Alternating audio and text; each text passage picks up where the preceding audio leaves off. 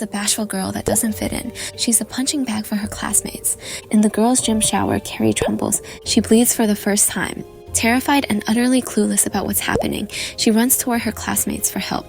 They laugh, hurling tampons and pads at her as she shrinks in the corner, humiliated. Miss Collins steps in, stopping the cruelty. She's got a soft spot for Carrie. She calms Carrie down with a slap. Don't try to get her fired. It was a different time, folks. It was a different time.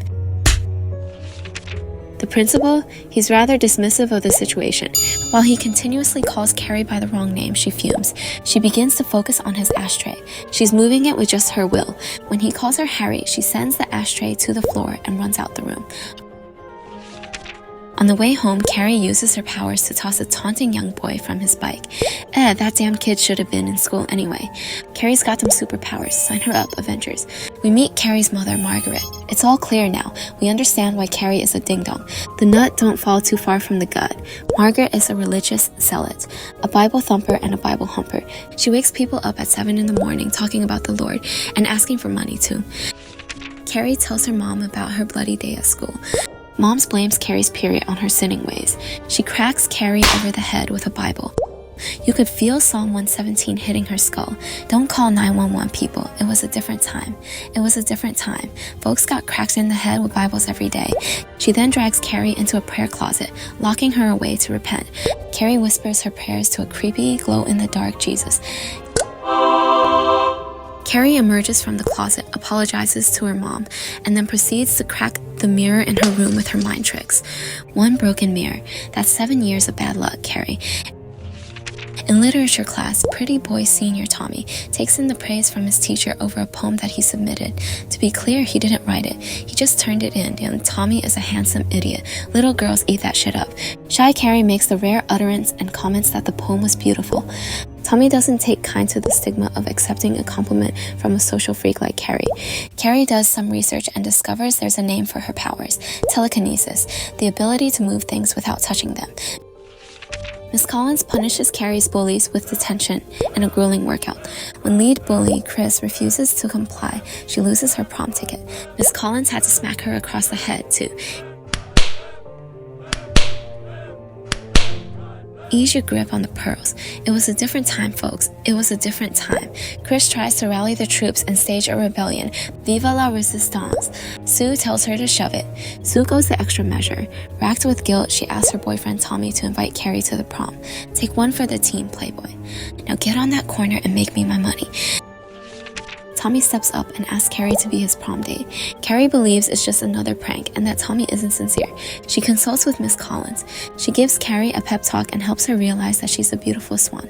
Once she combs her hair, do something about her teeth, work on those bags under her eyes, do some squats and get your ass right. Do something with your fingernails, but not too much. No silly ass Wolverine claws. Your skin is too dry, moisturize. You walk around here looking like the snowman's jump off, and you got a scent on ya. Take some of that holy water and wash your ass. Double up below the waist and smile. Guys like it when you smile. But get those teeth fixed first. You don't want to pumpkin scare folks. Also put some switch in your hips when you walk. You can get there and be like me, if you're not a lazy broad.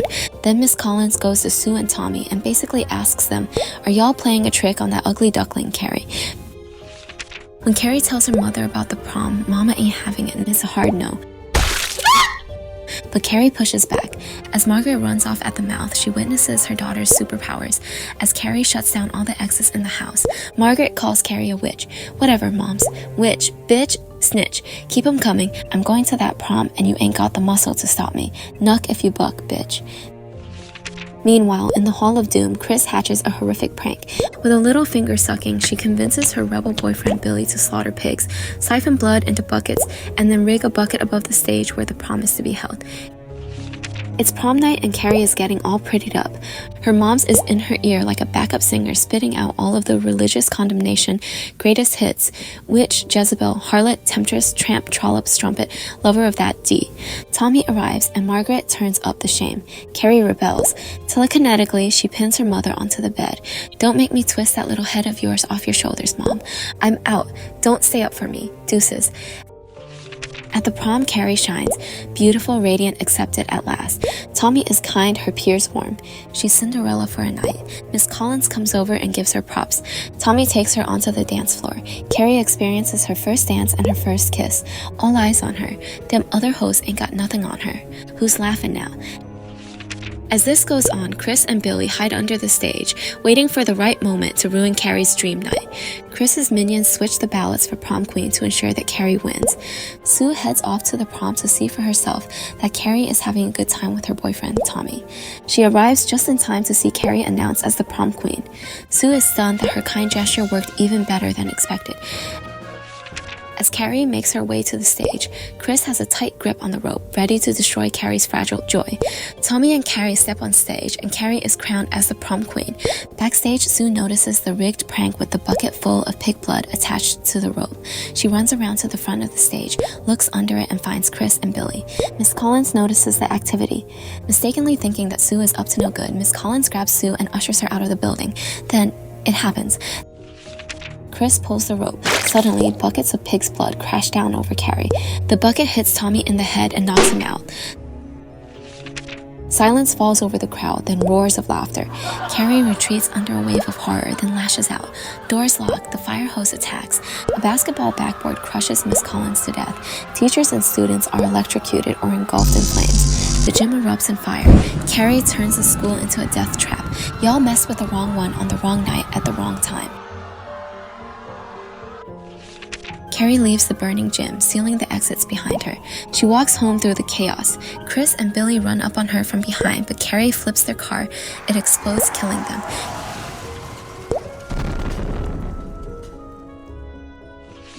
Carrie makes it home and bathes herself. She has a face-off with her mom. In a sad yet harsh moment, Margaret reveals Carrie's conception was through forced drunken sex.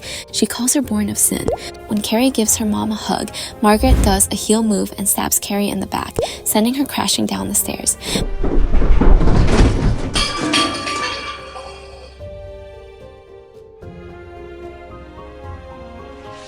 Margaret is wrapped up in heavenly destruction and makes her way downstairs to finish off what she started, stabbing time.